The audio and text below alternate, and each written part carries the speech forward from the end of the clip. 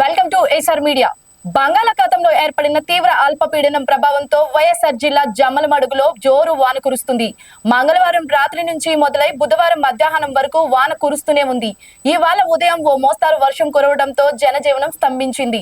జిల్లా విద్యాశాఖ అధికారులని ప్రభుత్వ ప్రైవేటు కళాశాలకు ఒకరోజు సెలవు దినంగా ప్రకటించారు.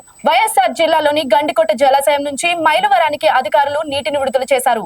మైలవరం డ్యాం నుంచి 4 గేట్ల ద్వారా పెన్నా నదికి 5,000 క్యూసెక్కులు నీటిని విడుదల చేశారు. నీటి విడుదల పెంచుతామని పెన్నా పరివాహక ప్రాంత ప్రజలు అప్రమత్తంగా ఉండాలని రెవెన్యూ, నీటిపారుదల శాఖ అధికారులు హెచ్చరించారు.